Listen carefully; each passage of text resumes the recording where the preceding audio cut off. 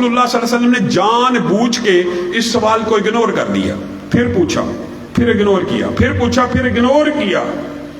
کچھ وقت گزر گیا تو رسول اللہ صلی اللہ علیہ وسلم نے کہا اب بلاؤ جو سوال کرتا تھا۔ میرے بھائیو، آپ کا اور میرا منہج کیا ہے؟ اس کو بلاؤ جو سوال کرتا تھا۔ اس کو بلایا گیا۔ آپ مجھ سے پوچھ رہے تھے کہ کیا حج ہر سال کے لیے صاحب استطاعت کے اوپر فرض ہے؟ لو قلت نعم، لو قلت نعم لوجبت، اگر میرے منہ سے صرف نعم 3 حرف اردو میں جی ہاں، صرف جی ہاں نکل جاتا تو میری امت کے اوپر ہر سال کے لیے فرض ہو جاتا۔ دین یہ ہے کہ رسول اللہ صلی اللہ علیہ وسلم کی زبان سے اگر نکل جاتا کہ ہاں، جی ہاں، نعم، تو یہ واجب ہو جاتا۔ اور وَلَوْ وَجَبَتْ مَسْتَطَعْتُمْ، اگر واجب ہو جاتا تو تم اس کی استطاعت نہ رکھتے۔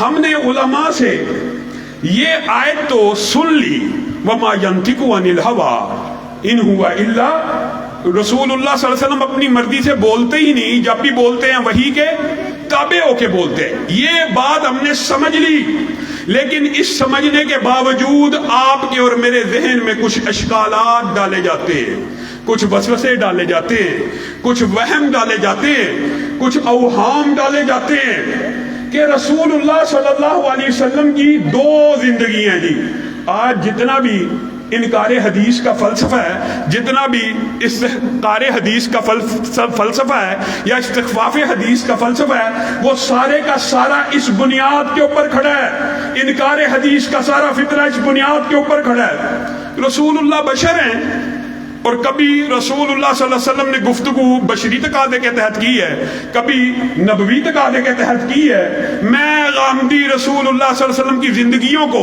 2 حصوں میں ڈیوائیڈ کرنا چاہتا ہوں، ایک بشری زندگی ہے، ایک نبوی زندگی ہے۔ کیجئے ڈیوائیڈ۔ کون فیصلہ کرے گا یہ حکم نبوی ہے؟ کون فیصلہ کرے گا یہ حکم بشری ہے؟ کون فیصلہ کرے گا؟ یہی اشکال آپ حیران رہ جائیں گے جو آج معاشرے میں حدیث کے خلاف پروپوگنڈا اور حدیث کی اہمیت اور آپ کے منہج کو نشانہ بنانے کی کوشش کرنے کے جتنے بھی طریقے ہیں، یہ وسوسے اس دور میں بھی ڈالے گے۔ عبداللہ بن عمر بن العاص کو یہی وسوسہ قریشیوں نے ڈال دیا تھا۔ رسول اللہ بشر یتکلم فی الغضب والرضا، رسول اللہ بھی بشر ہیں، کبھی خوشی میں کلام کرتے ہیں اور کبھی غصے میں کلام کرتے ہیں، اور تو ہر بات لکھ لیتا ہے۔ وہ رسول اللہ کی سب سے زیادہ حدیثیں لکھی ہوئی انہی کے پاس موجود تھی، لکھی ہوئی۔ یہ انہوں نے ان کو وسوسہ ڈال دیا تو انہوں نے لکھنا ترک کر دیا۔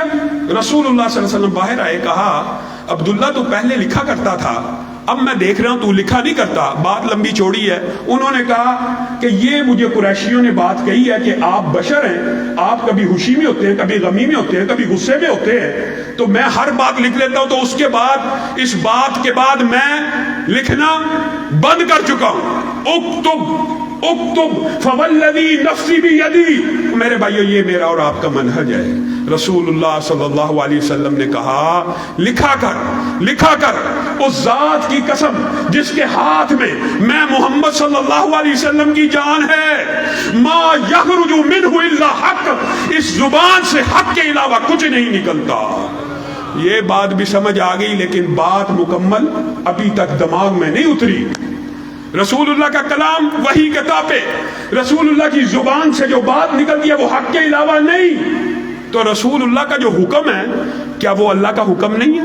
ما قطعتم من لینۃ او ترکتموها قائمۃ علی اصولها فباذن اللہ۔ میرے بھائیو، صرف ایک یہ آیت یاد کر لو، انکار حدیث والوں کے منہ کے اوپر ایسا تماچا ہے قیامت تک بھی جواب نہیں دے سکتے۔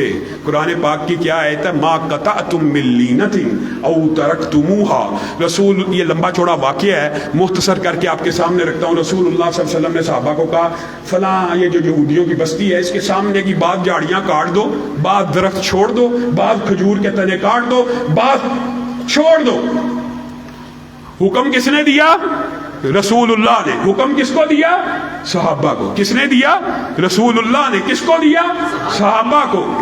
اب جب صحابہ نے کاٹ لیا تو یہودیوں نے پروپیگنڈا شروع کر دیا، یہ کیسا رسول ہے، کیسا پیغمبر ہے، درخت کاٹ رہا ہے، یہ ہے وہ، اشکال ڈالا، وہم ڈالا، وسوسہ ڈالا۔ یہاں پہ جب وسوسہ ڈالنے کی باری آئی تو اللہ رب العزت نے رسول اللہ کی حدیث کے بارے میں، رسول اللہ کے حکم کے بارے میں کیا بیان کیا؟ ما قطعتم من لینۃ او ترکتموها قائمۃ علی اصولها فباذن اللہ، کہیے فباذن اللہ، نہیں تم نے جو درخت کاٹے، نہیں تم نے جو چھوڑے، کس کے حکم سے؟ اللہ کے حکم سے۔ جب رسول اللہ کا حکم اللہ کا حکم ہو، جب رسول اللہ کا قول، اس کے اندر کسی باطل کی آمیزش نہیں ہو سکتی۔ جب رسول اللہ کا فرمان دین اور حجت ہو، پھر آپ کسی کی رائے، کسی کے اجتہاد، کسی کی فقاہت کو رسول اللہ کے سامنے جب پیش کرتے ہیں تو آپ کا ایمان ڈولتا نہیں۔ حضرت عمر نے ایک مرتبہ زندگی کے اندر، صلح حدیبیہ کا بڑا لمبا چوڑا واقعہ ہے، تفصیلی گفتگو آپ سے کرنی تھی، لیکن میرے بھائیوں گجرانوالہ کے اندر بھی کچھ ساتھی منتظر ہیں، وہاں بھی جا کے گفتگو کرنی ہے۔ صلح حدیبیہ کا سارا واقعہ آپ کے ذہن میں، حضرت عثمان گے وغیرہ سارا واقعہ۔ رسول اللہ صلی اللہ علیہ وسلم نے صلح کر لی، صلح کرنے کے بعد حضرت عمر رسول اللہ صلی اللہ علیہ وسلم کی بارگاہ میں آگے کہ آپ نے یہ کیسی شرائط پہ صلح کی ہے؟ کیا ہم حق پہ نہیں ہیں؟ حق پہ۔ کیا وہ باطل نہیں ہے؟ باطل ہے۔ تو پھر اللہ کے رسول مفہوم یہ ہے کہ آپ نے ایسی شرائط، عمرہ کرنے آئے، اگلے سال آئے، قیدی آزاد ہو واپس کر دیا جائے، کوئی آئے تو اس کو واپس کیا جائے وغیرہ، یہ ساری شرائط آپ کے ذہن میں ہوں گی۔ ایک دفعہ زندگی میں حضرت عمر نے اپنی رائے کو رسول اللہ کی بارگاہ میں پیش کیا، رسول اللہ صلی اللہ علیہ وسلم نے کیا جواب دیا؟ انی رسول اللہ، میں اللہ کا رسول ہوں۔ حضرت عمر کہتے ہیں پھر عمر بیت گئی، پھر زندگی کے ماہ و سال بیت گئے، پھر زندگی نے اس کے بعد بڑی لمبا عرصہ وفا کی، اللہ کی قسم نیکیاں کرتا رہا، جہاد کرتا رہا، صدقہ دیتا رہا۔ کی جو نماز ہوتی ہے، مسجد میں نماز پڑھی، نماز پڑھنے کے بعد سلام کیا، رسول اللہ نے کہا ارجع فصلی فإنک لم تصلی، واپس لوٹ جا، واپس لوٹ جا، تو نے نماز نہیں پڑھی۔ پھر پڑھی، پھر کہا واپس لوٹ جا، تو نے نماز نہیں پڑھی، پھر پڑھی، متعدد مرتبہ ہوا۔ خلاد کہنے لگے اللہ کے رسول مجھے اس سے بہتر آتی ہی نہیں ہے، مجھے بتا دیجئے کہ کیسے پڑھنی ہے۔ رسول اللہ صلی اللہ علیہ وسلم نے کہا جب تو رکوع کرے اطمینان کیا کر، جب تو سجدہ کرے اطمینان کیا کر۔ رسول اللہ صلی اللہ علیہ وسلم کو خلاد بن رافع کی عیب دار نماز قبول نہیں ہے۔ میں اور آپ، ابھی قربانی کچھ عرصہ پہلے گزری ہے، ہماری مسجد میں کوئی بھی نمازی آئے نا، یار نماز تے پڑھ دینا، مولوی حاجی صاحب نماز پڑھ دینے پڑھن دیو، مولوی صاحب نماز پڑھ دینے پڑھن دیو، یار تسی حدیثاں لے آن دیو، انہوں نماز تے پڑھن دیو۔ یہ بات عام ہے کہ نہیں؟ نماز جیسے پڑھتا ہے پڑھ لو، ایمانداری سے بتاؤ۔ اگر قربانی کے ایام میں کوئی بندہ جانور لے کے آپ کے سامنے آئے، اس کی ٹانگ کٹی ہو، اس کا سینگ ٹوٹا ہو، اس کی ٹانگ کٹی ہو، اس کا سینگ ٹوٹا ہو، عیب نظر آ رہا ہوگے، آپ کہیں گے یار حاجی صاحب چلو قربانی تے کارے نے کرن دیو، کہو گے کی کہو گے؟ عیب دار قربانی، عیب دار قربانی ہے، یہ قربانی قبول نہیں ہوگی۔ عیب دار قربانی تو قبول نہیں، لیکن زندگی بیت جائے، عیب دار نمازیں قبول ہیں، رسول اللہ کی حدیث کے خلاف پڑھی جانے والی نمازیں قبول ہیں۔ حذیفہ بن یمان کے سامنے اسی طرح ایک شخص آیا، اس نے نماز کو ادا کیا، حذیفہ نے کہا منذ کم تصلی ہکذا، کب سے ایسی نماز پڑھ رہے ہو؟ کہا جب سے پڑھنا شروع کی ہے ایسے ہی پڑھتا ہوں۔ کہا ما صلیت الآن، ابھی تک تو نے ایک بھی نماز نہیں پڑھی، اگر تو اسی طرح نماز پڑھتے ہوئے فوت ہو گیا تو فطرت کے اوپر نہیں مرے گا۔ 40 سال ایک بندہ نماز پڑھ رہا ہے اور اس کی نماز میں صرف اعتدال کی سنت موجود نہیں ہے، جیسے خلاد بن رافع کے اندر نہیں تھی، رسول اللہ نے ان کی عیب دار نماز کو واپس لوٹا دیا۔ اسی طرح یہ کسی مولوی کا فتویٰ نہیں، کسی مفتی کا فتویٰ نہیں ہے، کسی فقیہ کا، کسی مولوی کا فتویٰ نہیں ہے، کس کا؟ صحابی کے رسول کا فتویٰ کہ تو نے 40 سال میں ایک بھی نماز نہیں پڑھی۔ اور دوسری طرف حدیث کے مطابق ذرا حدیث نسائی کے اوپر غور کیجیے، ایک بندہ نماز پڑھ رہا ہے، 40 سال تک پڑھی قبول نہیں ہے، اور دوسری طرف حدیث کے الفاظ ہے جس نے رسول اللہ کی طرح وضو بنایا، صرف 2 رکعتوں کو ادا کیا، کس طرح؟ شرط کیا ہے؟ رسول اللہ کی طرح وضو کیا، رسول اللہ کی طرح نماز پڑھی، وہ ایسے ہو گیا جیسے آج ہی ماں کے پیٹ سے پیدا ہوا ہے۔ صرف 2 رکعت رسول اللہ کے مطابق پڑھنے والے کے سارے گناہ معاف۔ میرے بھائیوں، یہ وہ منہج ہے۔ آج ربیع الاول آ گیا، آج بحثیں شروع ہو جائیں گی۔ رسول اللہ صلی اللہ علیہ وسلم نے اپنے یوم پیدائش کے اوپر خوشی کو منایا، سیلیبریٹ کیا، ہفت روزے کے تحت۔ کیا کہا؟ میں پیر کو پیدا ہوا، میں پیر کو روزہ رکھتا ہوں، میں پیر کو پیدا ہوا، میں پیر کو پیدا ہوا، میں پیر کو نہیں میں عید مناؤں گا۔ رسول اللہ پیر کو روزہ رکھتے، میں عید مناؤں گا۔ معاذ اللہ، اس بات کے اندر اتنا بڑا فتنہ ہے کہ بعین اس سے ملتی جلتی بات امام مالک کے سامنے ایک شخص لے کے آیا تھا، صحیح سند سے یہ واقعہ بھی مذکور ہے۔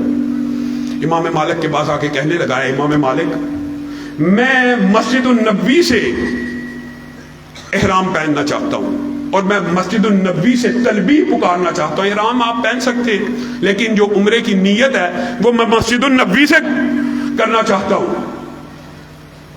بھائی رسول اللہ صلی اللہ علیہ وسلم تو بیر علی سے پہنتے تھے، ذی الحلیفہ سے پہنتے تھے، وہاں سے نیت کرتے تھے۔ اے امام مالک، میرے بھائیو، یہ ایک واقعہ سمجھ لیجئے، یہ سارے باطل فلسفے مٹ جائیں گے۔ رسول اللہ صلی اللہ علیہ وسلم تو بیر علی سے تلبیہ کہتے تھے۔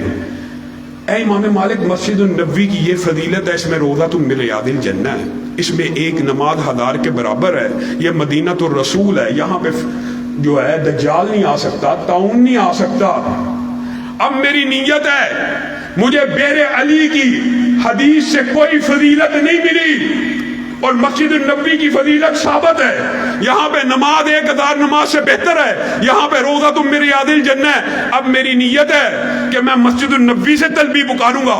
امام مالک نے جو جواب دیا وہ میرا اور آپ کا منہج ہے، وہ میرا اور آپ کا عقیدہ ہے۔ وہی بات آج آپ نے لوگوں کو جواب میں کہنی ہے۔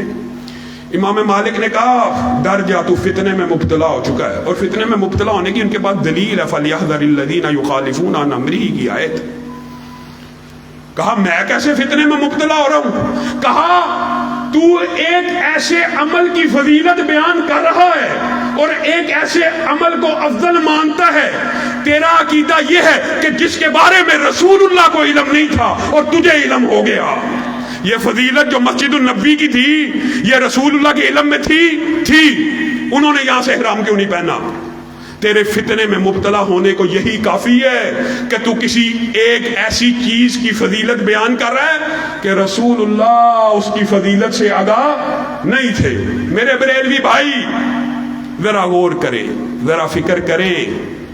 رسول اللہ نے پیدائش کے دن روزہ رکھا، رسول اللہ نے پیدائش کے دن روزہ رکھا، آپ کہتے ہیں ہم نے عید منانی ہے، یہ فضیلت اور اجر و ثواب کی بات ہے۔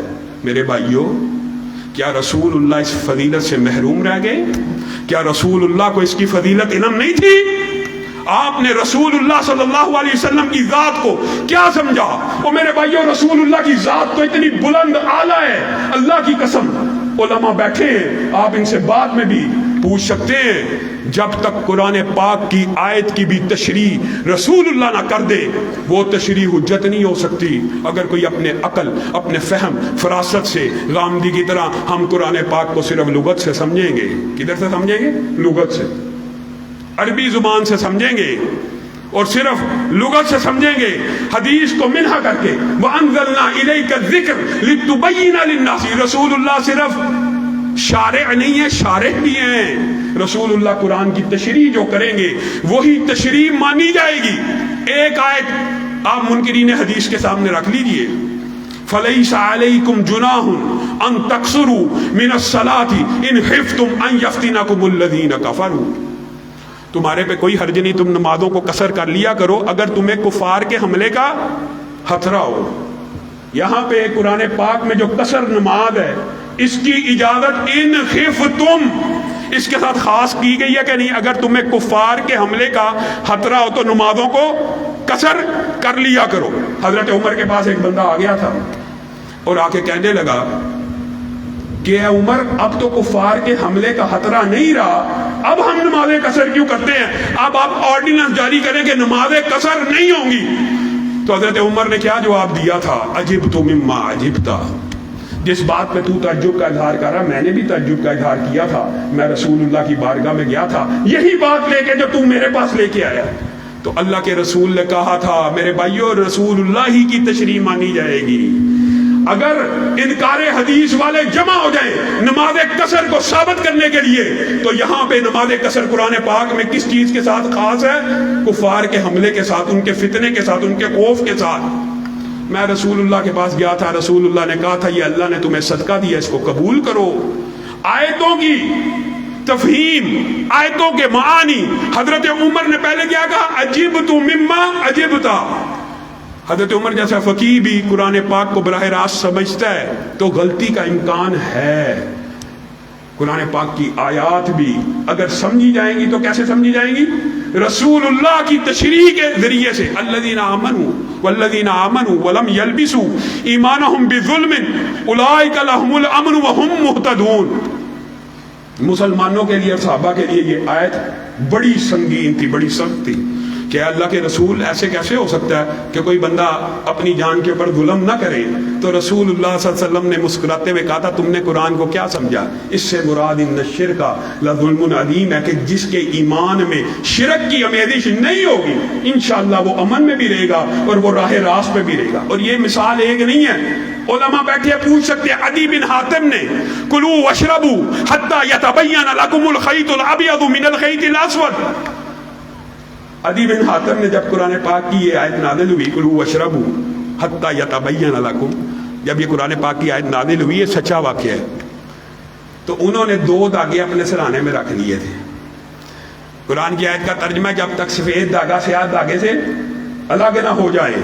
غامدی صاحب لغت کے ذریعے قرآن پاک کو عدی بن حاتم صحابی رسول نے سمجھنے کی کوشش کی، اپنے سرانے کے اوپر 2 داغے رکھ لیے اور کھاتے پیتے رہے جب تک سفید داغا نظر نہ آنا شروع ہو گیا، کالا داغا نظر نہ آنا شروع ہو گیا۔ رسول اللہ کو خبر ملی، مسکرانا شروع ہو گئے، کہا اس سے مراد فجر کے 2 داغے ہیں، ایک فجر کی سفیدی ہے اور ایک رات کی سیاہی ہے۔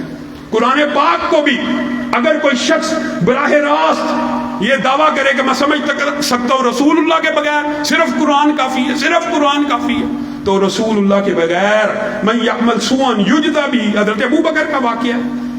اللہ کے رسول یہ کیسی آیت اتر آئی کہ جو بندہ برا عمل کرے گا اس کو اس کا بدلہ ملے گا؟ یہ بڑی سخت آیت ہے۔ رسول اللہ صلی اللہ علیہ وسلم مسکرانا شروع ہو گئے۔ ابو بکر الست تحزن الست تمرض، کیا تو بیمار نہیں ہوتا؟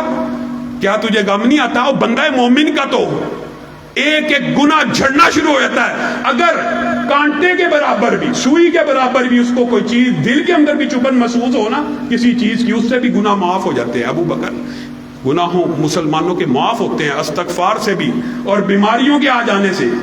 میرے بھائیو یہ بات تو ہے کہ رسول اللہ صلی اللہ علیہ وسلم کی بات حجت ہے، دین ہے۔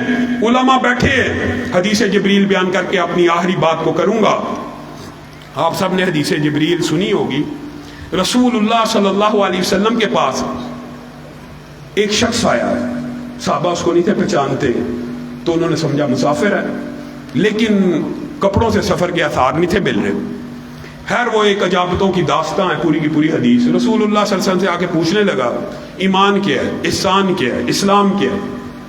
اب رسول اللہ سے سوال پوچھ رہا ہے، سوال پوچھنے کا مطلب یہ ہے کہ مجھے جواب نہیں آتا، لیکن جب رسول اللہ صلی اللہ علیہ وسلم جواب دیتے ہیں تو کہتا صدقتا، آپ نے سچ فرمایا، جیسے جواب پہلے سے آتا ہے۔ پہلے سوال کر رہا ہے کہ جیسے جواب نہیں آتا، لیکن جب رسول اللہ جواب دیتے ہیں تو آگے سے تصدیق کرتا ہے جیسے پہلے سے پتا ہے۔ صحابہ حیران رہ گئے یہ کیا معاملہ ہے۔ پھر وہ جو نبی کریم کے سامنے بیٹھے اس حدیث کے اوپر حضرت حافظ شریف حفظہ اللہ اور جو حدیث کے شارحین ہیں بڑے بڑے لمبے طویل لیکچر دیتے ہیں، میں صرف مختصر جو ایک نقطہ یہاں سے نکلتا ہے آپ کے سامنے رکھنا چاہوں گا۔ تو رسول اللہ صلی اللہ علیہ وسلم کے ادب کا بھی نقطہ ہے، احترام کا بھی ہے، ان کے سامنے بیٹھے کیسے، یہ ساری باتیں ہیں اس حدیث میں۔ لیکن جب وہ چلے گئے تو صحابہ کو رسول اللہ صلی اللہ علیہ وسلم نے پوچھا جانتے ہو کون تھا؟ اللہ کے رسول نہیں۔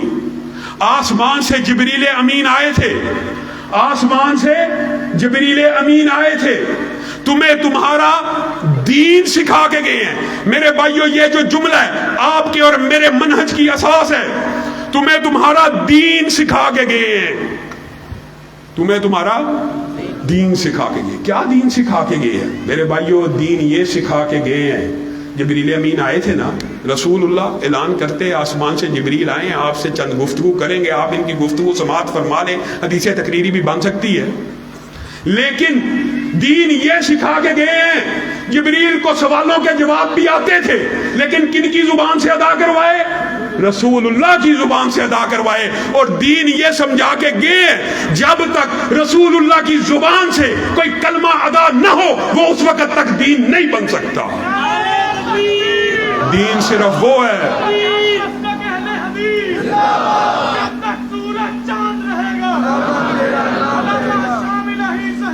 میرے بھائیو دین یہ ہے۔ ایمانداری سے بتاؤ، علماء بیٹھے ہیں، ایک بندہ پورا سال روزہ رکھتا ہے، پورا سال حضرت حافظ صاحب بیٹھے ہیں، پورا سال روزہ رکھنا شروع ہو جاتا ہے، پہلا، دوسرا، تیسرا، 3 صحابہ کی حدیث بھی ہے لیکن وقت تھوڑا ہے۔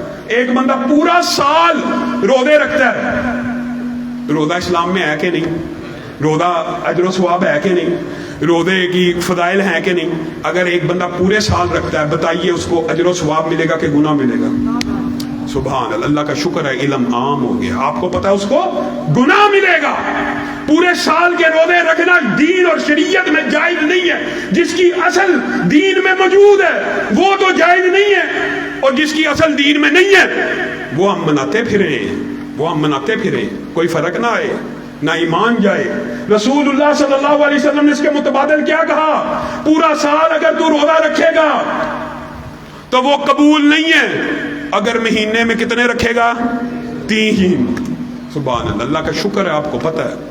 اگر مہینے میں 3 رکھے گا، صرف 3 ایام 20 کے 3 روزے رکھے گا، ایک طرف پورا سال روزہ رکھ لے، پورا سال اجر و ثواب نہیں ملے گا، ایک طرف صرف 3 روزے رکھ لے، پورے سال کا اجر و ثواب ملے گا۔ فرق کیا ہے؟ فرق یہ ہے کہ ان 3 کے اوپر مہر نبوت موجود ہے، ان سارے سال کے روزوں کے اوپر مہر نبوت موجود ہے۔ میرے بھائیوں، لیکن ایک بات اسی تناظر میں یہ کہہ کے اپنی بات کو ختم کرنا چاہتا ہوں کہ ہم کہنے کو اہل حدیث ہیں، ہم اہل حدیث ہیں، ہم نبی کی ذات کو مانتے ہیں، ہم نبی کی بات کو مانتے ہیں، یہ اعزاز کی بات ہے، یہ فخر کی بات ہے، میں بھی یہ بات کہتا ہوں، لیکن ہمارے عقیدے میں ایک کمزوری پیدا ہو چکی ہے۔ وہ کیا ہے؟ رسول اللہ صلی اللہ علیہ وسلم نے فرمایا تھا کہ بنی اسرائیل کے انبیاء ان کے سیاسی وارث ہوا کرتے تھے۔ ایک نبی جاتا تھا، سیاست کا لیڈر بھی، وارث بھی، نبی ہوا کرتا تھا۔ میری امت میں نبی تو نہیں آئیں گے، لیکن میری امت کے اندر علماء آئیں گے جو کس کے وارث ہوں گے؟ نبی کے وارث ہوں گے۔ کس کے وارث ہوں گے؟ میرے بھائیوں، عجیب معاشرے کے اندر سیکولرزم کا، کیپٹلزم کی یہ لگار ہے۔ ہم منبر رسول کے اوپر بیٹھ کے علماء سیاست کی بات کریں، کہا جاتا ہے مولوی مسجد میں سیاست کر رہا ہے، مولوی مسجد میں سیاست کر رہا ہے، مولوی مسجد میں سیاست کر رہا ہے۔ سیاست کس کو کرنی چاہیے؟ چور کو کرنی چاہیے، لٹیرے کو کرنی چاہیے، وڈیرے کو کرنی چاہیے، جگیردار کو کرنی چاہیے۔ یہ کہاں کا فلسفہ ہے؟ اور کبھی غور کیا ہے ایک مسجد کا عام مولوی بھی ہو، وہ سارے نمازیوں کے کہاں کھڑا ہوتا ہے؟ آگے کھڑا ہوتا ہے۔ علماء رہنما بننے کے لیے آئے، رہبر بننے کے لیے آئے، پیشوا بننے کے لیے آئے۔ آج ہم نے علماء کو رسول اللہ کے سیاست کا وارث نہیں سمجھا، بلکہ اگر میں یوں کہوں کہ اہل حدیث ہونے کے باوجود ہم نے رسول اللہ کو صرف مسجد کا امام تو مانا ہے، بازار کا امام نہیں مانا۔ مسجد کا امام تو مانا ہے، ریاست کا امام نہیں مانا۔ مسجد کا امام تو مانا ہے، عدالت و سیاست کا امام نہیں مانا۔ تو یہ بات حق ہے اور جائز ہے۔ رسول اللہ مسجد کے تو امام ہیں، لیکن سیاست میں میرا امام نواز شریف ہوگا۔ رسول اللہ مسجد کے تو امام ہے، سیاست میں میرا امام عمران خان ہوگا۔ رسول اللہ مسجد کے تو امام ہے، سیاست میں امام زرداری ہوگا۔ یہ اہل حدیثیت ہے، یہ منہج ہے۔ اگر رسول اللہ مسجد کے مصلی کے امام ہیں اور اگر مصلی اور ممبر کے وارث علماء ہیں تو کیا ریاست رسول اور تخت رسول کے وارث علماء نہیں ہیں؟ جس طرح ممبر رسول کا وارث عالم ہے اسی طرح تخت رسول کا بھی وارث عالم ہے، اور اس بات کو خود رسول اللہ صلی اللہ علیہ وسلم نے ابو بکر کو مصلی امامت کے اوپر کھڑے کر کے اور ریاست کے امام کے طور پہ نامزد کر کے ثابت کر دیا۔ رسول اللہ نے حضرت ابو بکر کو کیا صرف مصلی کا امام بنایا تھا کہ ریاست کا امام بھی بنایا، سیاست کا امام بھی بنایا، عمر کو، عثمان کو، علی کو، جب تک خلفاء بادشاہ۔ آپ نے مغلوں کے بارے میں بڑی باتیں سنی ہیں، آپ کو یہ ظاہر ہے برِ صغیر کا ایک ماحول ہے، مغل بادشاہوں کے خلاف یہاں پہ آپ کو زیادہ لٹریچر ملے گا، لیکن صحیح اسناد سے یہ بات ثابت ہے جیسے بھی تھے جو بھی تھے ان کی وکالت کرنا مقصود نہیں ہے، لیکن جب جمعے کا خطبہ آتا تھا خود خطبہ دیا کرتے تھے، جب فجر کی اذان ہوتی تھی خود نمازوں کو پڑھایا کرتے تھے۔ مسلمان اس وقت تک غالب رہے جب ان کے حکمرانوں میں جمعہ پڑھانے کی صلاحیت، جب ان کے حکمرانوں میں نمازیں پڑھانے کی صلاحیت باقی رہی۔ آج خاص طور پہ پنجاب کے اندر عجیب مغالطہ ڈال دیا گیا، پنجاب کے نوجوان ممبر رسول کے اوپر جی چور نہیں کھڑا ہونا چاہیے۔ ایمانداری سے بتاؤ تمہاری مسجد کے اندر کوئی کرپٹ مولوی ہو، خدا نہ خواستہ شرابی ہو، دانی ہو، برداشت کرتے ہو؟ نہیں، اللہ کا شکر ہے ممبر سب سے زیادہ آج بھی پاک ہیں کہ یہ رسول اللہ کا ممبر ہے، یہاں پہ شرابی نہیں ہونا چاہیے، یہاں پہ زانی نہیں ہونا چاہیے، لیکن جو تخت رسول ہے اس کے اوپر شرابی بھی ہو، زانی بھی ہو، بدکار بھی ہو، ووٹ پھر اسی کا، نوٹ پھر اسی کے لیے، سپورٹ پھر اسی کے لیے۔ یہ کیا فلسفہ ہے؟ او خدا را، تحریک دفاع اسلام و پاکستان کو بنانے کا مقصد کسی جماعت کو توڑنا نہیں ہے، اور ابھی انہوں نے میرا جماعتی عہدہ بھی بیان کیا، کسی جماعت کے خلاف نہیں بنی بلکہ یہ جماعت کے اندر افراد کو لانے کے لیے بنی ہے۔ آج جماعتوں کے ساتھ کتنے افراد منسلک ہیں؟ ذرا درد دل سے سوچ کے بتاؤ، سب سے بڑی جماعت بھی ہے ان کے ساتھ کتنے لوگ ہیں؟ ہمارا دکھ کی بات ہے لیکن کہنا پڑتی ہے جگانے کے لیے۔ پورے پاکستان کے اندر ایک حلقہ ایسا نہیں ہے انتخابی حلقہ جہاں سے آپ اپنی قوت بازو کے تحت الیکشن جیت سکے، نہیں ہے۔ اسلام پسندوں کی بات کیا کروں، اسلام پسندوں نے بعض نے تو کے پی کے اندر اپنے حلقے بنا لیے۔ آج پنجاب کی سیاست دیکھ لے، ایک حلقہ تو بڑی دور کی بات ہے، ایک یونین کونسل کا آپ چیئرمین نہیں بن سکتے۔ کیوں؟ کیونکہ میں نون لیگ میں ہوں، کیونکہ میں پی ٹی آئی میں ہوں، کیونکہ میں پیپل پارٹی میں ہوں۔ ملک کے اندر اسلام پسندوں کی تعداد تو بہت زیادہ ہے، تمہاری تعداد بھی کروڑوں میں ہے، کروڑوں میں ہو، لیکن حیثیت کیا ہے؟ حیثیت یہ ہے کہ پورے پاکستان میں جی ایک بھی انتخابی حلقہ نہیں ہے۔ یہ کیسے تبدیلی آئے گی؟ یہ تبدیلی ایسے آئے گی کہ جماعت کے ساتھ وابستہ ہو جائیے، جماعت کے اندر آئیے۔ تحریک دفاع اسلام و پاکستان کا مقصد جماعت کو افراد کی سپلائی کرنا ہے۔ بڑی بڑی جماعتیں ہیں، کل تعداد آپ کے سامنے جماعت الدعوہ نے تحریک اللہ اکبر کے تحت ملک سے الیکشن لڑا تھا، ٹریننگ نہیں تھی، تربیت نہیں ہے، پورے ملک سے 1,17,000 ووٹ ملا۔ یہ ہماری حیثیت ہے۔ آپ نے اگر ابھی بھی نہیں جاگنا، اگر آپ نے ابھی بھی آنکھیں نہیں کھولنی تو پھر ٹرانسجینڈر ایکٹ پاس ہونے دیجئے۔ ٹرانسجینڈر ایکٹ پاس ہوا، آپ کے پاس اگر اسمبلی میں خدا کی قسم ایک سیٹ نہ بھی ہو، صرف آپ لوگ میرا ساتھ دے دیں، صرف آپ جتنے آج بیٹھے ہوئے ہیں، اللہ کی قدم بڑھاؤ، قدم بڑھاؤ، اگر آپ ہمارا ساتھ دے دیں تو ہم سٹریٹ پاور کے ذریعے، صرف علامہ شہید کی بات آپ کو یاد ہے؟ اس وقت شریعت بل جس کے اندر ایک خاص اینگل کو ٹویسٹ کر کے نافذ کرنے کی بات ہوئی تھی، تو علامہ شہید نے آپ لوگوں کو بیدار کر کے ایک بات کہی تھی، ضیاء الحق کو چیلنج کر کے کہ جاؤ میرے ہوتے ہوئے اس بل کو منظور کر کے دکھا دو۔ اسمبلی میں ایک سیٹ موجود نہیں تھی لیکن کسی کو جرأت نہیں دی ہوئی کہ اس بل کو منظور کر لے۔ آج ٹرانسجینڈر ایکٹ ایاز صادق پیش کر رہا، شیریں مزاری اس کی سپوکس مین اور نوید قمر اس کو پیش کرنے والا۔ ہم جنس پرستی کے فروغ کے لیے بل پیش ہو چکا۔ ایمانداری سے بتاؤ آپ حضرت حافظ صاحب سے بعد میں پوچھ لینا آپ اس جرم میں شامل ہیں. اگر کسی نے نون لیگ کو ووٹ دیا, کسی نے پی ٹی آئی کو دیا, کسی نے زرداری کو دیا ہوا ہے, تو وہ یہ ٹرانسجینڈر بل جو منظور خلاف شریعت ہوا ہے وہ اس گناہ میں شامل ہے, کیونکہ اس نے سپورٹ کیا ہے, اس نے ووٹ دیا ہے, اس نے نوٹ دیا ہے. اس کا ایک ہی حل, اپنا پریشر گروپ بنا لو, اپنی افرادی قوت مجتمع کر لو. بگڑے ہوئے قطرے ہو تو مل جاؤ کہ دریا نظر آئے, ذرے ہو تو مل جاؤ کہ صحرا نظر آئے. یہ زمین جب تلک نہ لیں گے ہم, اس سے اگتے رہیں گے یوں ہی غم. یہ بات یاد رکھنا, روٹی کپڑا مکان ہم دیں گے, اہل محنت کو شان ہم دیں گے, اس ہزا کو مٹائیں گے ہم ہی, فصل گل لے کے آئیں گے ہم ہی. لیکن آپ لوگوں کے ساتھ سے, آپ لوگوں کی اگر میرے ساتھ مل جائے, عوام ساری کی ساری اگر دین پسندوں اسلام پسندوں کے ساتھ مل جائے, تو اللہ کے فضل سے کسی کو جرت نہیں ہے ٹرانسجینڈر ایکٹ منظور کرے. ہم آپ کو عنقریب ٹرانسجینڈر ایکٹ کے خلاف احتجاج کی کال دینے والے ہیں. آپ اس احتجاج میں شریک ہوں گے, دفاع شعائر اللہ کی احتجاج میں شریک ہوں گے, دفاع حرمین شریفین کے لیے شریک ہوں گے, دفاع ختم نبوت کے لیے شریک ہوں گے, حرمت رسول کی جنگ لڑنا پڑی لڑیں گے انشاءاللہ. پھر خون دل دے کے نکھاریں گے روح برگ گلاب. ہم نے گلشن کے تحفظ کی قسم کھائی ہے. وآخر دعوانا ان الحمدللہ رب العالمین.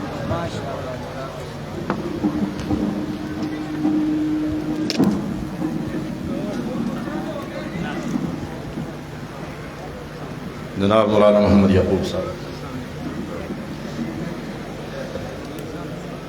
حضرات, اب آپ کے سامنے خطاب کرنے کے لیے تشریف لاتے ہیں بلبل قرآن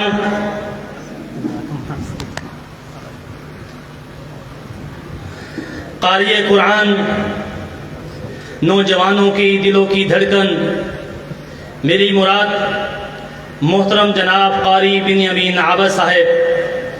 الحمدللہ آپ نے علامہ صاحب کا خطاب سنا, بڑا ہی جاندار اور شاندار تھا, لیکن ہم یہ سمجھتے ہیں کہ اس بیداری کو ختم نہیں ہونا دینا چاہیے.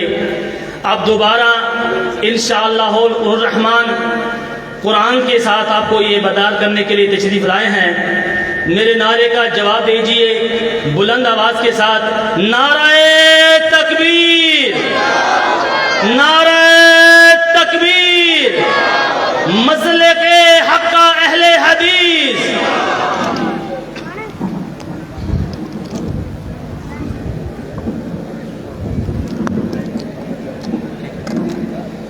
السلام علیکم ورحمۃ اللہ وبرکاتہ.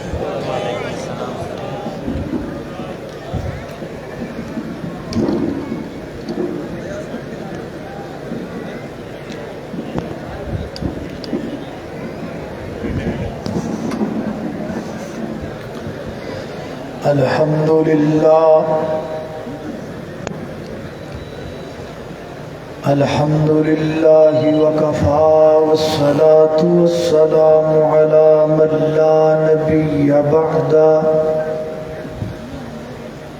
اما بعد فاعوذ باللہ من الشیطان الرجیم.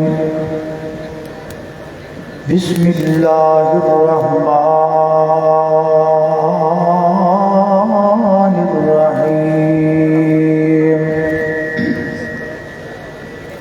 وَإِنَّ لَكُمْ فِي الْأَنْعَامِ لَعِبْرَةً نُسْقِيكُم مِّمَّا فِي بُطُونِهِ مِن بَيْنِ فَرْثٍ وَدَمٍ لَبَنًا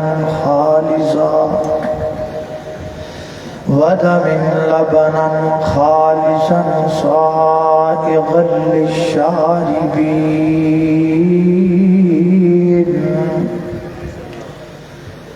میم موت دیان کے باوکی لوگو بس دے شہر بران ہو گئے. پلو بول دنے سنجیاں بیٹھ کھاتے, خالی بندیاں باج مکان ہو گئے. تے جنہ باغاں دے گئے نے ٹر مالی اتے سک کے ڈنگراں وانگو ہو گئے تے جڑے کہندے سی اسی نہیں مرنا گم انہاں دے نام و نشان ہو گئے